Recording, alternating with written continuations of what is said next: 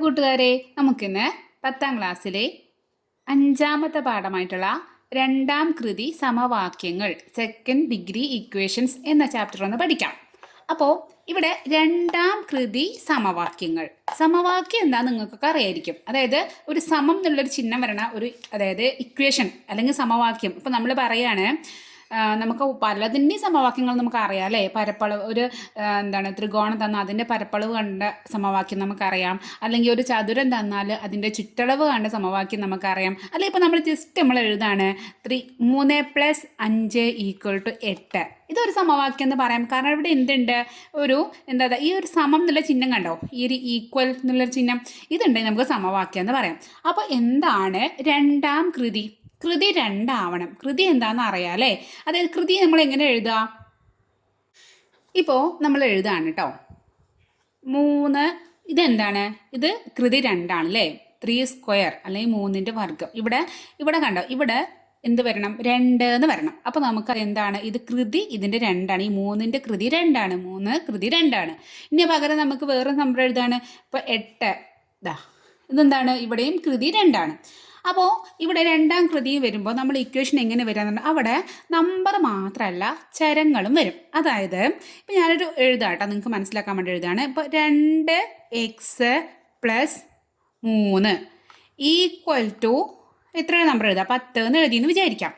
അപ്പോൾ ഇതെന്താണ്, ഇതൊരു രണ്ടാം കൃതി സമവാക്യമാണോ? ആണോ?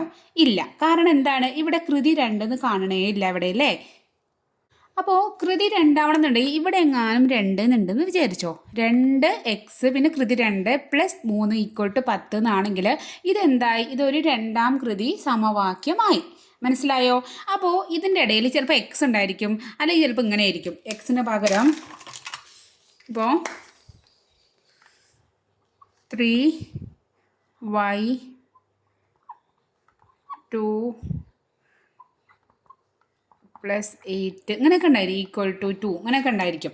അതായത് ഇവിടെ ഇത് നോക്ക്, ഇവിടെ കൃതി ഈ ചരം, അതായത് ഇവിടെ എക്സോ വൈയോ പിയോ എയോ ബിയോ അങ്ങനെയൊക്കെ എന്തെങ്കിലും ആൽഫബറ്റ്, നമ്മൾ എക്സും വൈ ആണ് സാധാരണ എടുക്കാറ്. അങ്ങനെയുള്ള ഏതെങ്കിലും ഒരു ചരങ്ങൾ, അതിൻ്റെ ഇത് എക്സ് വൈ എന്നൊക്കെ പറഞ്ഞതാണ് വേരിയബിൾസ് എന്ന് പറയും ഇംഗ്ലീഷിലാണെങ്കിൽ. ആ ചരങ്ങളാണ്. അതായത് അതിൻ്റെ വില എത്രയാവാം നമുക്ക് അറിയില്ല. അതിൻ്റെ വില നമുക്ക് അറിയാത്തതാണ്. ചിലപ്പോൾ 1 ആവാം, അല്ലെങ്കിൽ 2 ആവാം, അല്ലെങ്കിൽ 4 ആവാം, അല്ലെങ്കിൽ 10 ആവാം. അതിൻ്റെ വില നമുക്ക് അറിയില്ല. ഇത് നമുക്ക് ശരിക്കും 3 അറിയാം. അപ്പോൾ ഇനി ഒരു ഇക്വേഷൻ, വേറൊരു സമവാക്യം തന്നു എന്ന് വിചാരിച്ചോട്ടോ. എന്ത് വന്നു അറിയോ, 3x കൃതി 3 + 4y എക്സ് അങ്ങനെ എന്തെങ്കിലും ആയിക്കോട്ടെ = 8 എന്തെങ്കിലും തന്നു വിചാരിച്ചോ. അപ്പോൾ ഇത് രണ്ടാം കൃതി ഇക്വേഷൻ ആണോ, രണ്ടാം കൃതി സമവാക്യമാണോ? ആണോ? അല്ല. കാരണം ഇവിടെ എന്താണ്, ഇവിടെ 3 എന്നാണ്. അപ്പോൾ ഇത് രണ്ടാം കൃതി അല്ല. ജസ്റ്റ് ഇത്രയും മനസ്സിലാക്കി വയ്ക്കുക. എന്നിട്ട് നമുക്ക് കൂടുതൽ മനസ്സിലാക്കാം. കൂടുതൽ ക്വസ്റ്റ്യൻസ് ഒക്കെ ചെയ്യുമ്പോൾ നമുക്ക് നന്നാക്കി മനസ്സിലാവും കേട്ടോ. അപ്പോൾ നിങ്ങൾ ചാപ്റ്റർ തുടങ്ങുന്ന തന്നെ പേജ് നമ്പർ 85 തുടങ്ങുന്ന പേജിൽ തന്നെ കുറച്ച് 2-3 ക്വസ്റ്റ്യൻസ് ഉണ്ട്. നമുക്ക് അതൊന്ന് ചെയ്തു നോക്കാം. 84 പേജിലെ 1ാമത്തെ ചോദ്യമാണ്, ഒരു സമചതുരത്തിൻ്റെ വശങ്ങളെല്ലാം 2 മീറ്റർ കുറച്ച് ചെറുതാക്കിയപ്പോൾ പരപ്പളവ് 49 ചതുരശ്ര മീറ്ററായി. ആദ്യത്തെ സമചതുരത്തിൻ്റെ വശങ്ങളുടെ നീളം എത്ര മീറ്റർ ആയിരുന്നു? അപ്പോൾ ക്വസ്റ്റ്യൻ 2-3 നന്നായിട്ട് വായിക്കാം. എന്നിട്ട് എന്താ തന്നിരിക്കുന്നത്, ഒരു സമചതുരത്തിൻ്റെ വശങ്ങൾ, അതായത് ഒരു സമചതുരം ഉണ്ട്. സമചതുരം എന്ന് പറഞ്ഞാൽ എന്താണ്, എല്ലാ വശങ്ങളും 4 വശങ്ങളും തുല്യമായിട്ടുള്ള ഒരു ചതുർഭുജമാണ്. അപ്പോൾ ഇതാണ് സമചതുരം. ഇനി ഇതിൻ്റെ വശങ്ങൾ കണ്ടോ, ഈ 4 വശങ്ങളും 2 സെൻറ്റിമീറ്റർ എന്ത് ചെയ്തു, കുറച്ച് 2 സെൻറ്റിമീറ്റർ കുറച്ചിട്ട് ഇതെന്തായി, ഇവിടെ മൊത്തത്തിൽ നിന്ന് ഇവിടെ നിന്ന് 2 സെൻറ്റിമീറ്റർ എടുത്തിട്ട് അതിവിടെ കുറച്ച്, ഇവിടെ 2 സെൻറ്റിമീറ്റർ കുറച്ച്, ഇവിടെയും കുറച്ച്, അങ്ങനെ മൊത്തത്തിൽ ചെറുതാക്കി. ഇവിടെ ഇതിന്ന് 2 സെൻറ്റിമീറ്റർ കുറച്ചപ്പോൾ ഒരു ഇത്രയായിട്ട് പോയി. ഇതിന്ന് ഇവിടുത്തെ ഈ 2 കുറച്ചപ്പോൾ ഇത്രയായി, ബാക്കി ഇവിടെ നിന്ന് കുറച്ചപ്പോൾ ഇത്രയും. അപ്പോൾ എന്തായി, ഈ ആദ്യം ഇതായിരുന്നു, ഇതാണ് ശരിക്കുള്ള ഫസ്റ്റുള്ള ഒരു സമചതുരം. ഇതിൻ്റെ വശങ്ങളെല്ലാം 2 സെൻറ്റിമീറ്റർ വെട്ടിക്കളഞ്ഞിട്ട് ഒരു കുഞ്ഞ് സമചതുരം ഉണ്ടാക്കി. അതാണ് ഇത്. ഇനി നമ്മുടെ എന്താ പറഞ്ഞിരിക്കുന്നത്, ഈ കുഞ്ഞ് സമചതുരം കണ്ടോ, ഇതിൻ്റെ പരപ്പളവ് തന്നിട്ടുണ്ട്. പരപ്പളവ് അല്ലെങ്കിൽ ഏരിയ എന്ന് പറയും. പരപ്പളവ് എന്ന് പറഞ്ഞാൽ എന്താണ്, ഇതിൻ്റെ അകത്തുള്ള ഈ സ്ഥലം, ഈ ഒരു മൊത്തത്തിലുള്ള ഈ സ്ഥലത്തിന് നമ്മൾ പരപ്പളവ് വരെ പലർക്കും പരപ്പളവും ചുറ്റളവും ഒക്കെ മാറിപ്പോവും. അപ്പോൾ പരപ്പളവ് ഞാൻ ഒന്നുകൂടി വരയ്ക്കാം കേട്ടോ. പരപ്പളവ് എന്ന് പറഞ്ഞാൽ എന്താണ്, അതിൻ്റെ അകത്ത് നമ്മൾ പെയിൻ്റൊക്കെ കൊടുക്കാമെന്ന് ഒരു ചുമരിൻ്റെ പെയിൻ്റൊക്കെ കൊടുക്കുമ്പോൾ അതിൻ്റെ പരപ്പളവാണ് കാണാം. അപ്പോൾ ഈ പരപ്പളവ് ഇവിടെ എത്ര തന്നിരിക്കുന്നത്, ഈ കുഞ്ഞതിൻ്റെ പരപ്പളവ് 49 ചതുരശ്ര മീറ്റർ എന്ന് പറഞ്ഞാൽ നമ്മൾ മീറ്റർ ഇങ്ങനെ ഇടാം, മീറ്റർ സ്ക്വയർ ഇങ്ങനെ ഇടാം. അപ്പോൾ ഇതിൻ്റെ പരപ്പളവ് തന്നിട്ടുണ്ട്. നമ്മളോട് പറഞ്ഞിട്ടുണ്ട് എന്താണ്, ഇതിൻ്റെ വശം കാണാനാണ് പറയുന്നത്. അതായത് ഈ വശം എത്രയാണ്. ഇപ്പോൾ ഇത് എക്സ് ആണെങ്കിൽ എക്സ് എത്രയാണ്, ഇതിൻ്റെ എല്ലാ വശങ്ങളും എക്സ് ആയിരിക്കും. കാരണം എന്താണ്, ഇത് സമചതുരമാണ്. അപ്പോൾ നമുക്ക് ബുദ്ധിമുട്ടൊന്നുമില്ല ചെയ്യാൻ. ഇത് എക്സ് ആണ്, ഇതിൻ്റെ വശങ്ങൾ എക്സോ എയോ ബിയോ പിയോ നിങ്ങൾക്ക് ഏത് ലെറ്റർ വേണേൽ എടുക്കാം കേട്ടോ. അപ്പോൾ എല്ലാ വശങ്ങളും എക്സ് ആക്കി എടുത്തു. അങ്ങനെയാണ് ഈ 4 വശങ്ങൾ എത്രയായിരിക്കും, ഇവിടെ നിന്ന് എക്സിൽ നിന്നും 2 കുറച്ചിട്ടാണ് ഇവിടുത്തെ വശങ്ങൾ കിട്ടിയത്. അപ്പോൾ ഈ വശം എത്രയായിരിക്കും, ഈ വശം എക്സ് മൈനസ് 2 ആയിരിക്കും. ഇവിടുത്തെ നിന്ന് 2 കുറച്ചിട്ട് അപ്പോൾ ഇത് എക്സ് മൈനസ് 2, ഇതും എക്സ് മൈനസ് 2, ഇതും എക്സ് മൈനസ് 2. ഈ ചെറിയ സമചതുരത്തിൻ്റെ എല്ലാ വശങ്ങളും എന്തായിരിക്കും, എക്സ് മൈനസ് 2 എന്നായിരിക്കും. അപ്പോൾ നമുക്ക് നോക്കാം ഇതിൻ്റെ പരപ്പളവ്. അപ്പോൾ നമുക്ക് എക്സും എക്സ് മൈനസ് 2 എഴുതിയത് നമ്മൾ പറഞ്ഞ പോലെ നമുക്ക് എഴുതി വയ്ക്കണ്ടേ. അപ്പോൾ ആദ്യത്തെ സമചതുരത്തിൻ്റെ വശം എക്സ് എന്നെടുത്തു, ചെറിയ സമചതുരത്തിൻ്റെ വശം എക്സ് മൈനസ് 2 എന്നെടുത്തു. ഇത് ചെറിയതിൻ്റെ പരപ്പളവ് നമുക്ക് തന്നിട്ടുണ്ട് അല്ലേ. അപ്പോൾ പരപ്പളവ് എങ്ങനെ കാണാം, ഒരു സമചതുരം തന്നാൽ പരപ്പളവ് കാണാൻ നമുക്ക് അറിയണം. എന്താണ്, വശം ഇൻറ്റു വശമാണ് എന്താ പരപ്പളവ്. അപ്പോൾ സമചതുരത്തിൻ്റെ പരപ്പളവ് എന്ന് പറഞ്ഞാൽ വശം ഇൻറ്റു വശം. അപ്പോൾ ഇവിടെ വശം എത്രയാണ്, അപ്പോൾ നമുക്ക് ഇവിടത്തെ വെച്ചിട്ട് എഴുതാം. ഈ ചെറിയ സമചതുരത്തിൻ്റെ പരപ്പളവ് ഒന്ന് കണ്ടുനോക്കാം. ചെറിയ സമചതുരത്തിൻ്റെ പരപ്പളവ് വശം ഇൻറ്റു വശം എത്രയാണ്, എക്സ് മൈനസ് 2 അല്ലേ. അപ്പോൾ x minus 2 into x minus 2 equal to നമുക്ക് എത്ര തന്നിട്ടുണ്ട്, 49 മീറ്റർ സ്ക്വയർ ആണ് തന്നിട്ടുണ്ട്. X minus 2 into x minus 2, അതായത് നമുക്ക് എ ഇൻറ്റു എ എന്ന് പറഞ്ഞാൽ അതിന് എ കൃതി 2 എന്ന് എഴുതാം, എ സ്ക്വയറിന് എഴുതാം. പി ഇൻറ്റു പി എന്ന് എഴുതിയാൽ അതിന് പി സ്ക്വയറിന് എഴുതാം. അല്ലെങ്കിൽ ഇപ്പോൾ വേറെ നമ്പറാണെങ്കിൽ ഇപ്പോൾ 2 ഇൻറ്റു 2 ആണെങ്കിൽ നമുക്ക് 2 സ്ക്വയറിന് എഴുതാം. അപ്പോൾ അതേപോലെ ഒരേ നമ്പറല്ലേ ഇവിടെ x minus 2 into x minus 2. അപ്പോൾ നമുക്ക് എങ്ങനെ എഴുതാം, x minus 2 square equal to 49 എന്ന് കിട്ടി. ഇനി ഇവിടെ ശ്രദ്ധിക്കണം കേട്ടോ, നമ്മുടെ ലക്ഷ്യം എന്താണ്, ഈ എക്സ് കാണാം. അതായത് ഈ ഒരു സമചതുരത്തിൻ്റെ ഈ വശം കാണണം നമ്മുടെ ലക്ഷ്യം. ഈ ഒരു സമവാക്യത്തിൽ നിന്നും നമുക്ക് എന്ത് കണ്ടുപിടിക്കണം, നമ്മൾ എക്സിൻ്റെ വില എത്ര കാണണം. ഇവിടെ എക്സ് എത്ര, 2 ആണോ 3 ആണോ 10 ആണോ, അതിനൊരു വില ഉണ്ടാവില്ലേ, അത് കാണും. അതാണ് നമ്മുടെ ലക്ഷ്യം. അപ്പോൾ നമ്മൾ എന്ത് ചെയ്യണം, ഈ എക്സ് ഈക്വൽ ടു ഒരു ഇക്വേഷൻ ആക്കി മാറ്റണം. അപ്പോൾ നമുക്ക് വിലങ്ങുതടി ആയിട്ട് ഇവിടെ നോക്ക് ഒരു സ്ക്വയർ ഉണ്ട്. ഇനി ഈ സ്ക്വയറിനെ എങ്ങനെയെങ്കിലും നമുക്ക് കളയണം. സ്ക്വയറിനെ ഒഴിവാക്കിയാൽ നമുക്ക് സുഖമായി. നമ്മൾ എക്സ് മൈനസ് 2 എന്ന് മാത്രം കിട്ടിയാൽ എക്സ് ഈക്വൽ ടു നമുക്ക് മൈനസ് 2 അപ്പുറത്തേക്കും ഉണ്ടാവും. അപ്പോൾ നമുക്ക് എക്സിൻ്റെ ആ വില കിട്ടും. അപ്പോൾ നമ്മൾ നോക്ക്, നമുക്ക് ഒരു റൂൾ ഉണ്ട് കേട്ടോ. എന്താ അറിയോ, ഇങ്ങനെ ഒരു എ സ്ക്വയർ എന്നുണ്ട്. ഇതിനെ നമുക്ക് എ ആക്കി മാറ്റണം എന്ന് വിചാരിച്ചോ. അപ്പോൾ നമ്മൾ എന്ത് ചെയ്യാറിയോ, ഇതിനൊരു ഇങ്ങനെ വർഗ്ഗമൂലം ഇട്ട് കൊടുക്കുക. അപ്പോൾ എന്താണ്, അത് എ ആയി. ഇനി നമുക്ക് ഇങ്ങനെയാണ് വിചാരിച്ചോ, ഇതാ 2 സ്ക്വയർ എന്ന് പറഞ്ഞാൽ അത് 2 ആണ്. എക്സ് സ്ക്വയറിന് ഇങ്ങനെ ഒരു വർഗ്ഗമൂലം ഇട്ട് കൊടുത്താൽ എന്തായി, അത് എക്സ് ആയി. അപ്പോൾ നമുക്ക് എന്ത് ചെയ്യാം, ഇപ്പം ഐഡിയ കിട്ടിയല്ലോ. ഇതിനൊരു എന്ത് ഇട്ട് കൊടുക്കാം, ഒരു വർഗ്ഗമൂലം ഇട്ട് കൊടുക്കാം, അതായത് സ്ക്വയർ റൂട്ട് ഇട്ട് കൊടുക്കാം. അപ്പോൾ ഇട്ട് കൊടുക്കാൻ കേട്ടോ, എക്സ് മൈനസ് 2 സ്ക്വയറിന് ഞാനിതാ ഇങ്ങനെ ഒരു കോട ചൂടി കൊടുത്തു, ഒരു കോട ഇട്ട് കൊടുത്തു. അപ്പോൾ ഒരു സമവാക്യമാണെങ്കിൽ ഒരു സൈഡിൽ മാത്രം ചെയ്യണത് പക്ഷപാതം ചെയ്യല്ലേ, 2 പേരെയും ചെയ്യണ്ടേ. ഒരാളെ മാത്രം ചെയ്താൽ അത് നീതിക്ക് നിരക്കാത്തതല്ലേ. അപ്പോൾ ഈ 49 നമുക്ക് എന്തിട്ട് കൊടുക്കണം, ഒരു കുട ചൂടി കൊടുക്കണം. അപ്പോൾ 49 ഒരു കുട ചൂടി കൊടുത്തു. മനസ്സിലായോ? അപ്പോൾ ഇയാളുടെ കാര്യം ഓക്കെ. കാരണം എന്താണ്, ഇവിടെ ഈ കൃതി 2ഉം വരുന്നുണ്ട്, ഈ കുടയും വരുന്നുണ്ട്. 2 കുട പറഞ്ഞാൽ നമ്മൾ വർഗ്ഗമൂലം സ്ക്വയർ റൂട്ട് ആട്ടോ, നിങ്ങൾക്ക് മനസ്സിലാക്കാൻ വേണ്ടിയിട്ടാണ്. അപ്പോൾ 2ഉം കൂടി അടിച്ച് പിരിഞ്ഞ് എന്തായി, എക്സ് മൈനസ് 2 എന്ന് മാത്രമായി. ബാക്കി ഇവിടെയാണ് കഥ. ഇവിടെ നോക്ക്, ഇവിടെ സ്ക്വയർ ഇല്ല, 49 ആണ്. അപ്പോൾ എന്താണ് ഈ 49 എന്ന് പറഞ്ഞാൽ, നമുക്ക് ആദ്യം നോക്കണം. ഒന്നുമില്ലെങ്കിൽ നിങ്ങൾക്ക് പല രീതിയിൽ നോക്കാം. 49 നിങ്ങൾക്ക് എപ്പോഴും അറിയണതാണ്. അതായത് ഇങ്ങനെ നമുക്ക് ഏതൊക്കെ അറിയാലോ, 16, 25, 36 ഇങ്ങനെയുള്ള നമ്പറുകളൊക്കെ, 64, 49 ഒക്കെ 7 ഇൻറ്റു 7 ആണ് 49 അല്ലേ, ആണല്ലോ. അപ്പോൾ ഇതൊക്കെ എന്താണ്, പെർഫെക്റ്റ് സ്ക്വയർ എന്നാണ് പറയുക. അതിന് മലയാളത്തിൽ എന്താ പറയുക, അത് എന്താ അറിയില്ല കേട്ടോ, മലയാളത്തിൽ എന്തോ ഒരു പേരുണ്ട് അതിന്. അതായത് 49 നമുക്ക് എങ്ങനെ എഴുതാം, ഇങ്ങനെ ആക്കിയിട്ട് 7 ഇൻറ്റു 7 എന്ന് എഴുതാം. കണ്ടോ, 7 ഇൻറ്റു 7 എന്ന് പറഞ്ഞാൽ 49 അല്ലേ. അപ്പോൾ ഇങ്ങനെ വരും 7 ഇൻറ്റു 7 പറഞ്ഞാൽ 7 സ്ക്വയർ. അപ്പോൾ സ്ക്വയറും ഇയാളും കൂടി വന്നാൽ കുട പോലത്തെ ഇയാളും ഈ സ്ക്വയർ കൊണ്ട് വന്നാൽ നമുക്ക് ഒന്നിനെ മാത്രം പുറത്തെടുത്തൂടെ. ഇങ്ങനെയാണ് ഇത് വരണത്. അല്ലെങ്കിൽ രണ്ടെണ്ണം ഒരേ നമ്പർ ഈ റൂട്ടിനകത്ത് വരികയാണെങ്കിൽ, സ്ക്വയർ റൂട്ടിനകത്ത് വരികയാണെങ്കിൽ അതൊന്നും നമുക്ക് പുറത്തെടുക്കാം. എങ്ങനെ വേണമെങ്കിൽ വിചാരിക്കാം നിങ്ങൾക്ക്. ഈ 7 ഇൻറ്റു 7 7 കൃതി 2. അപ്പോൾ ഈ കൃതി 2ഉം ഈ റൂട്ടും കൂടി വരുമ്പോൾ എന്താണ് 7 മാത്രമായി. നമ്മളിവിടെ ചെയ്ത പോലെ ഈ സ്ക്വയറും ഇതും മാത്രം ഇത് മാത്രമായില്ലേ. അപ്പോൾ ഇയാളും പോയി ഇതും പോയി ഇതും പോയി. അപ്പോൾ ഇത് മാത്രമായി.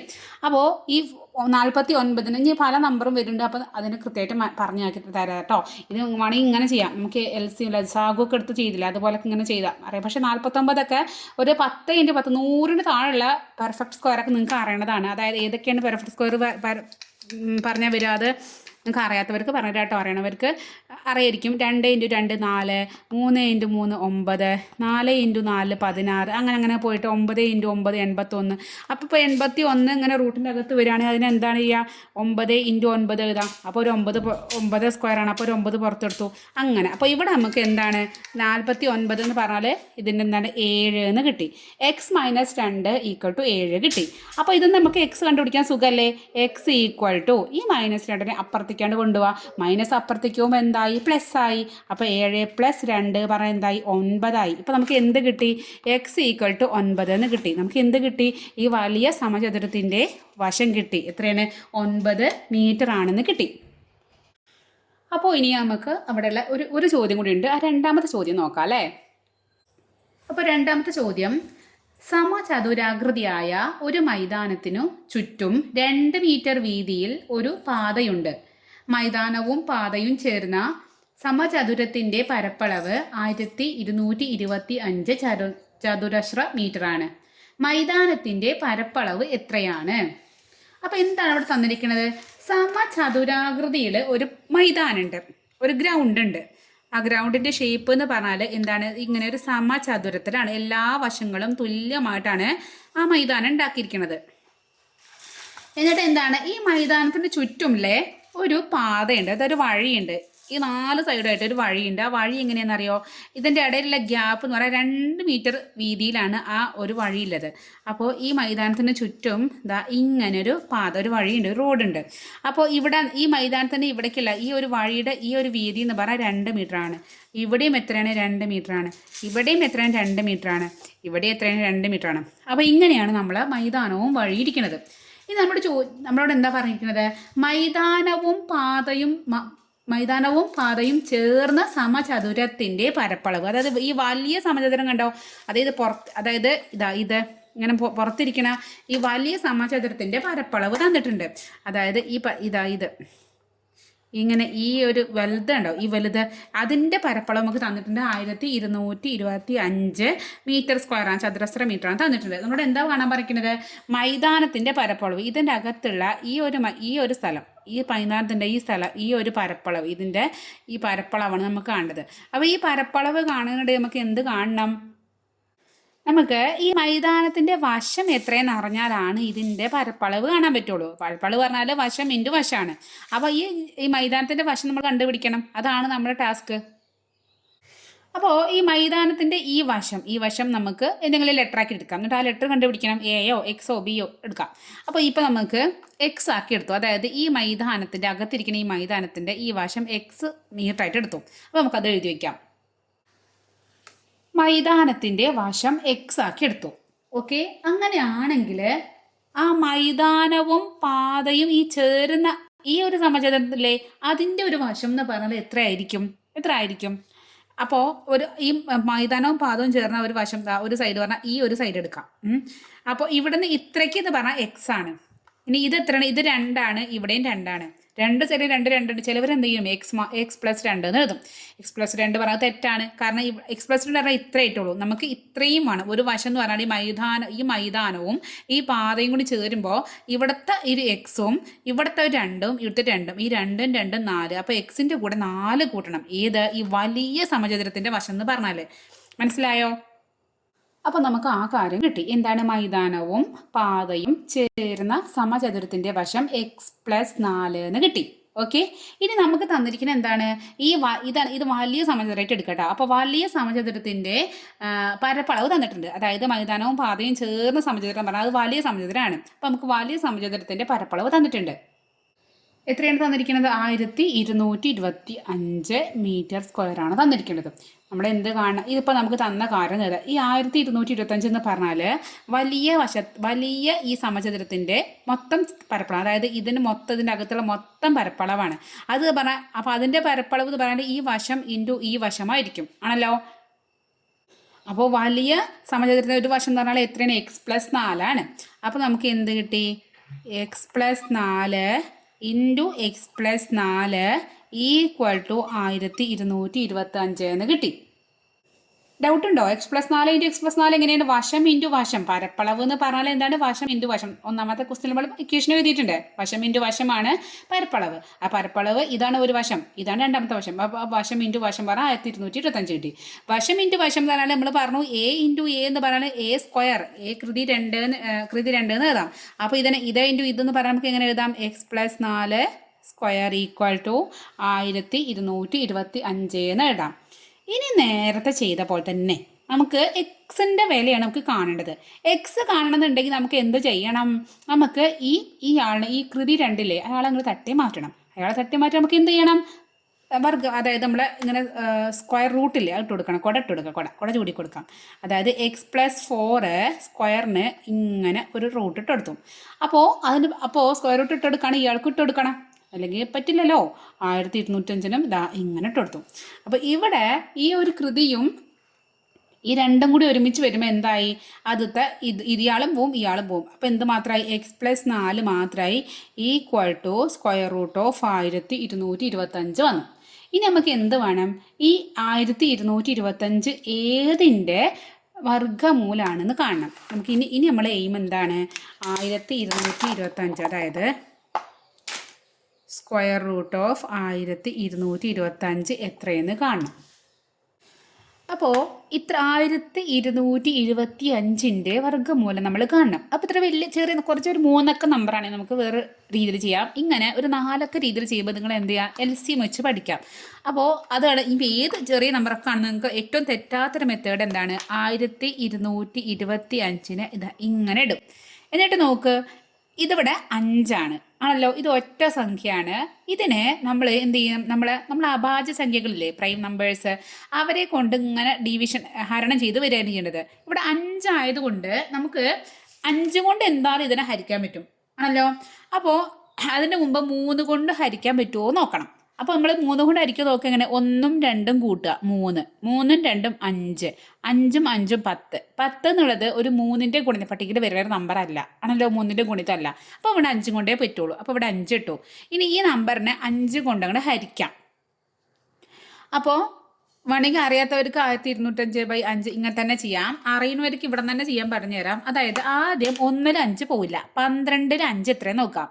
ഈ 5 10 അല്ലേ, 2 5 10. അപ്പോൾ ഇവിടെ ശരിക്കും 10 കിട്ടിയത്. ഈ 12ന്ന് 10 കുറയ്ക്കുമ്പോൾ ബാക്കി 2 ഉണ്ട്. 12ഉം 10ഉം ഒരു 2 അല്ലേ, ആ 2 ഇവിടെ ഉണ്ട്.